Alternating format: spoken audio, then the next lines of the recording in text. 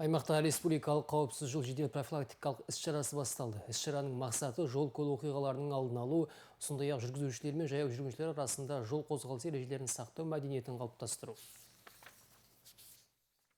Жедел алдын алу іс-шарасы басталғалы тәртіп сақшылары 800-ден астам заң бұзушылықты анықтаған. Атап айтқанда 91 жүргізуші міндетті сақтандыруды рәсімдемеген, 82 техникалық тексеруден өтпеген көлік құралын басқару жағдайы тіркелген. Сонымен қатар қауіпсіздік белдіктерін пайдалану талаптарын сақтамау, жаяу жүргіншілердің жол жүру ережелерін бұзу, маневрлерді орындау ережелерін бұзу және көлік құралын жүргізуші куәлігінсіз басқару сияқты заң бұзушылықтар тіркелген.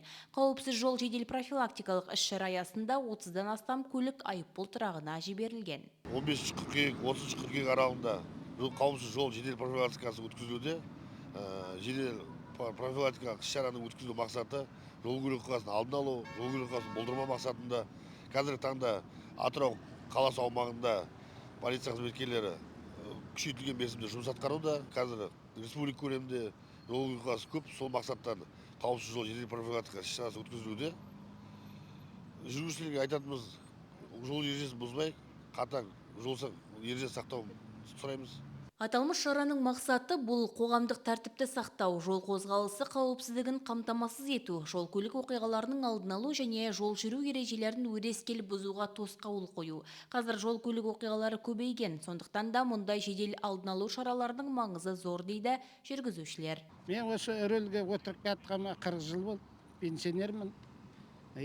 Осы соңғы кезде осы іс-шарасы өткізіп жатыр, бәрін көріп біліп жатырмыз, ол дұрыс.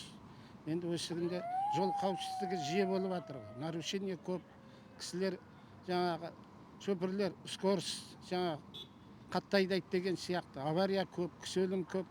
Соған байланысты осындай іс-шаралар болып тұрған жақсы ғой, жүйелеу. Кішкене сабақ болады. Қауіпсіз жол акциясы қыркүйек айының соңына дейін жалғасады. Ақмарал Бейсенбайқызы, Аймгүл Хайруллина, Алихан Таңатов, жаңалық қызметі.